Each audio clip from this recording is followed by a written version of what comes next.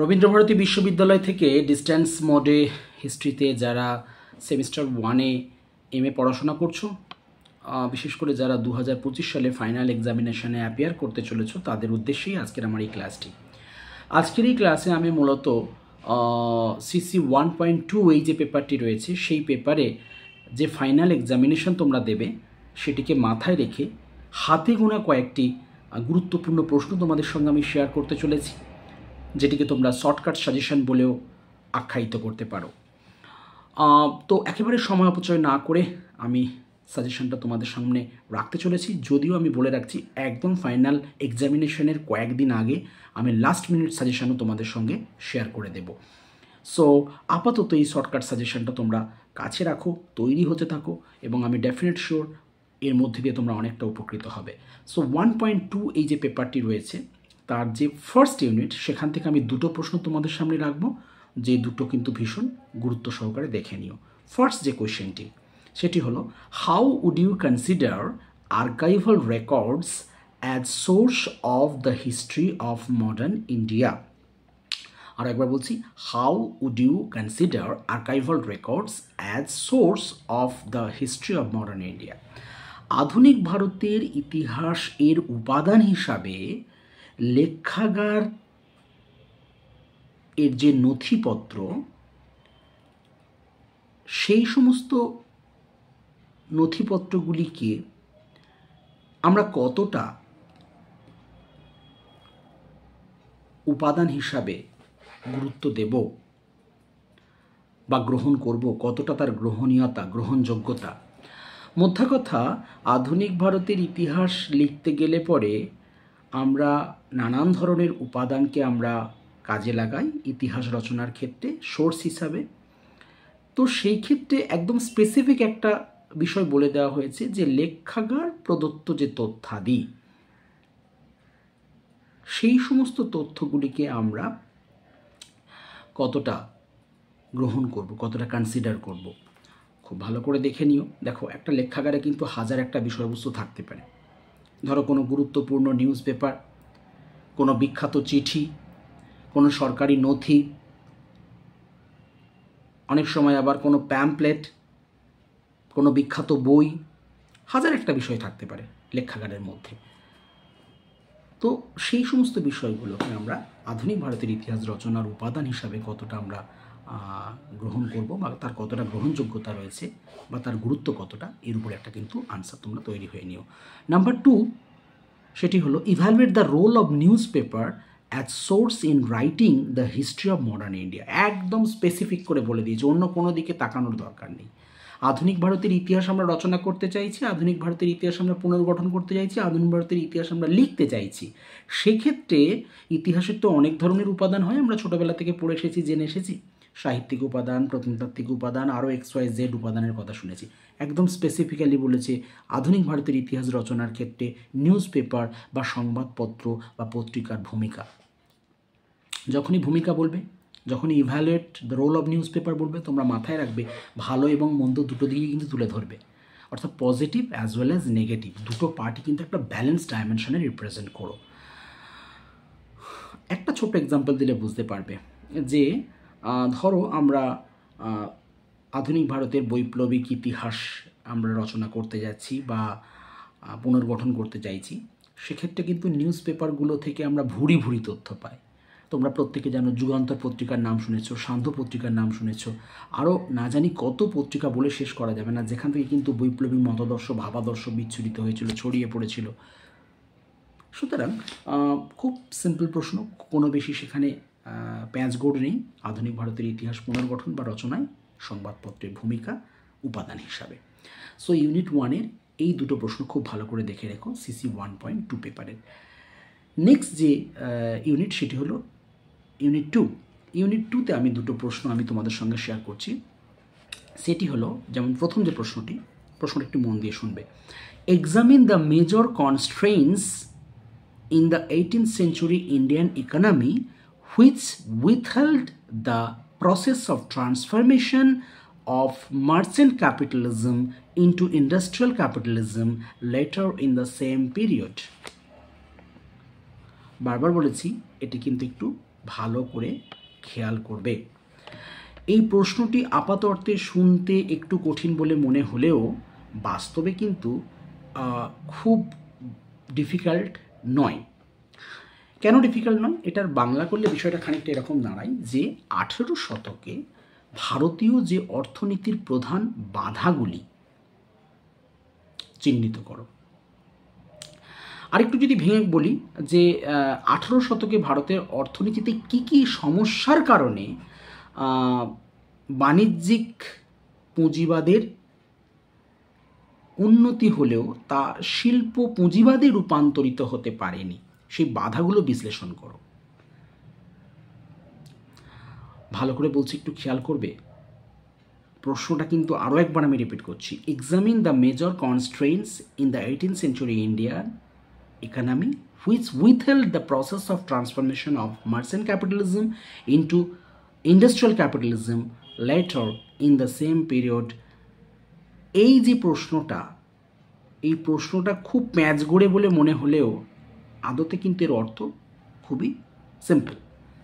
তার বাংলাটা আমি আরও একবার রিপিট করে দিচ্ছি, সেটি হলো 18 শতকে ভারতের অর্থনীতিতে কি কি সমস্যার কারণে বাণিজ্যিক পুঁজিবাদের উন্নতি হলেও তা শিল্প পুঁজিবাদে রূপান্তরিত হতে পারেনি, সেই বাধাগুলোকে কিন্তু তোমাকে ট্রেস করতে হবে, বিশ্লেষণ করতে হবে।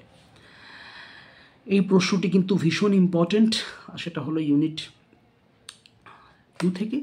টু থেকে আরেকটি প্রশ্ন আছে, সেটি তোমাদের সঙ্গে শেয়ার করতে চাইব। সেটি হলো examine the development of market force in India agriculture meaning. I'm extremely sorry to say again আমি এটা রিপিট করব। Examine the development of market force in Indian agriculture. এই যে প্রশ্নটি রইল সেটির যদি বাংলা করি, খুব সহজ বাংলা করি, তাহলে বিষয়টা দাঁড়ায় এরকম: ভারতীয় কৃষিতে বাজার শক্তির বিকাশ। ভারতের কৃষিতে বাজার শক্তির বিকাশ। দেখো, এই যে দুটো প্রশ্ন আমি তোমাদের সামনে রাখলাম, মূলত সেটা 1.2 পেপারের ইউনিট 2 থেকে দুটো প্রশ্নই কিন্তু ইকোনমিক হিস্ট্রি উপরে। অন্যান্য কোয়েশ্চেনগুলো যেগুলো পলিটিক্যাল হিস্ট্রি বা কালচারাল হিস্ট্রি বা অন্য হিস্ট্রিতে হয়, সেগুলো কিন্তু খুব সহজ সরল, একবার জাস্ট ক্যাজুয়াল মাইন্ডে আমরা শুনলেও কিন্তু সেটা অনেকটা বুঝে উঠতে পারি। কিন্তু যখনই ইকোনমিক হিস্ট্রির কোনো কোয়েশ্চেন চলে আসবে, একবার ছেড়ে দুবার চারবার ভালো করে পড়বে, তার ইন্টারনাল মিনিং বোঝার চেষ্টা করবে এবং বুঝে অ্যাকর্ডিং টু কোয়েশ্চেন ওয়াইজ লেখার চেষ্টা করবে। না হলে কিন্তু বেশ আমরা গুলিয়ে ফেলতে পারি বা একটা সমস্যায় পড়ার একটা সম্ভাবনা থাকে। দেখো, এখন বলবো বাজার শক্তি ব্যাপারটা কী, সেগুলো কী, সেই ইকোনমিক্সের স্টুডেন্টরা খুব ভালো জানে, কিন্তু আমরা তো ইতিহাসের ছাত্রছাত্রী, তাহলে লিখবোটা কি এখানে? এখানে বাজার শক্তি বলতে বোঝানো হচ্ছে কি, যে কৃষিজ উৎপাদন ও বিপণনে বাজারের ভূমিকা। যেমন ধরো কৃষি পণ্য কেনা বেচা, তার দাম নির্ধারণ, চাহিদা যোগান ইত্যাদির প্রভাব বা যোগানের প্রভাব। আবার এর সঙ্গে সঙ্গে কিন্তু আমাদের আনুষঙ্গিক কতগুলো বিষয় অবাঞ্ছিতভাবে এসেই যাবে। বাজার শক্তি এবং তার বিকাশের বিষয়টা আলোচনা করতে গেলে সেগুলো কিন্তু ছোটো ছোটো করে তোমাদের এখানে রিপ্রেজেন্ট করতে হবে এই আনসারটার মধ্যে দিয়ে।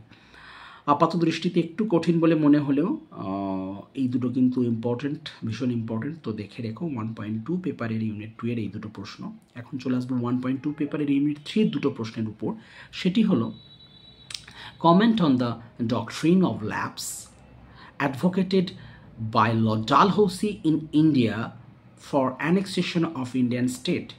আমরা প্রত্যেকে জানি যে 1757 সালে পলাশির যুদ্ধের পরপর ভারতবর্ষে ইংরেজরা তাদের আধিপত্যের প্রসার ঘটাতে শুরু করলো এবং সেখানে একের পর এক তারা পন্থা নিয়েছিল। কখনো স্ট্রেট কাট সরাসরি যুদ্ধ করে রাজ্য কেড়ে নাও, যেটা বাংলার ক্ষেত্রে ঘটেছে, এবং আরও অনেকগুলো আঞ্চলিক শক্তির সঙ্গে তারা বারবার কনফ্রন্টেশনে গেছে, তারা যুদ্ধেতে গেছে, যেমন ইঙ্গো মারাঠা যুদ্ধ, ইঙ্গো মাইসুর যুদ্ধ, এগুলো আমরা পেয়েছি। তারা সরাসরি যুদ্ধের মধ্যে দিয়ে রাজ্য দখল করে নিয়েছে, এটা একটা তাদের পলিসি ছিল।